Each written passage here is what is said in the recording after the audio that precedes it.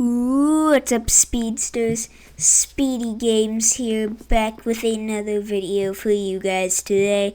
And today I'm going to be showing you how to use Taph well and effectively in Forsaken on Roblox. This is going to be a pretty short video because Taph is not the most difficult survivor to use. He's actually a pretty simple character in Forsaken, but if you know how to use him, he can be pretty good to have on your team. Just a heads up here that I want you to keep in mind. I'm recording this on Friday the 13th, so everybody pretty much is using Jason, and they have a ton more damage because today there's a massive Jason buff. I want you to keep that in mind for if I die a lot. But without any further ado, let's get into the tutorial.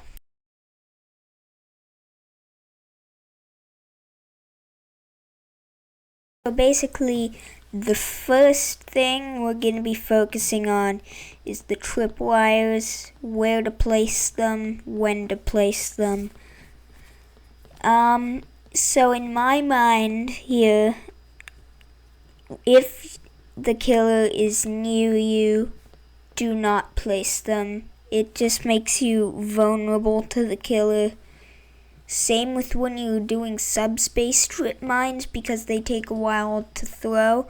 But with the tripwires, you want to place them undetectable when the killer is not really near you. So like when the game has first started, maybe near your spawn is a good place to keep it. Yeah. And if you are like anywhere like pretty far away from the killer, then you can place down tripwires. Mostly, I would say in doorways more than open spaces. Like in that graveyard map, like you could put a tripwire at one of the entrances into the graveyard area, or the house. You could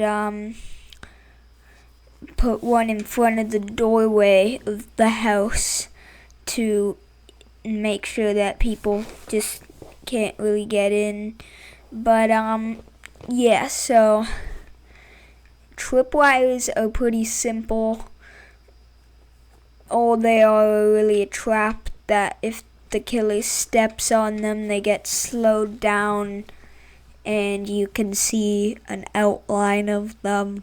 But yeah, there's not much to tripwires. So without any further ado, let's get on to subspace trip mines.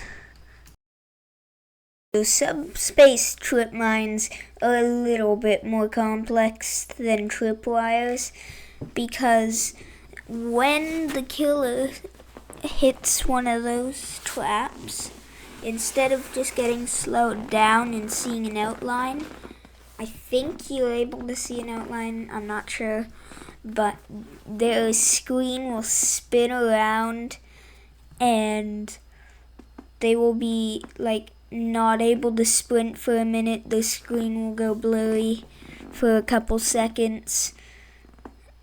Yeah. And then the one thing that I think makes it cool is if you look down at the ground when you're throwing it, it throws a little less far. So if you want to place in an open area, then you can do that if you want it in a specific place. But if you don't really care where it goes, then you can just face forward where you want it to, in the direction you want to go, and you will throw it pretty far that direction. But yeah, same as tripwires. Just place it in like doorways. You can place it around corners too. That's a pretty viable strategy. because the killer won't even see what's coming until they've already hit the trap. You get money for each one the killer steps on or hits to. Same with tripwires. You get a bunch of money if they step on a ton of your traps. Yeah, so basically, yeah, Taph is a pretty simple character, but he is also a really good member of the team to have. You should probably have at least one Taph on your team of survivors just to be the trap guy. Maybe at most 3. You don't want too many. You also want like an Elliot or 2, and maybe a guest. And probably that's it, but yeah, 2-time can also be pretty helpful. Same with Noob and Selesky. But yeah, Elliot and Taph are probably 2 of the best ones to have on your team.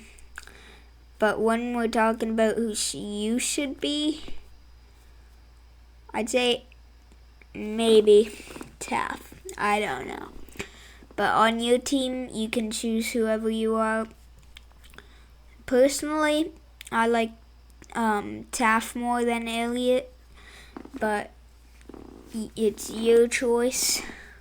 I can't tell you what you like or who you like to play as. So basically, that's pretty much all for the video. It was a pretty short video because Taph is a pretty simple character to play. Not much to him, just some strategy involved of placing the traps in specific places at specific times. Yes, and I forgot to mention, also don't place the crit mines while the killer's around, because there is about a 2 to 3 second delay before it throws, and right if you throw it at the killer, it will not explode right away. You would have to get the killer to run around in a circle and go back to hit it. But yeah, so Taph is a pretty viable character to use in Forsaken, but yeah. Hope you guys enjoyed the video. That's all that's going to be today. But it was a pretty short video because Taph's a pretty simple character to use. But yeah, I hope you guys enjoyed. Don't forget to leave a like and subscribe if you enjoyed. And without any further ado, goodbye.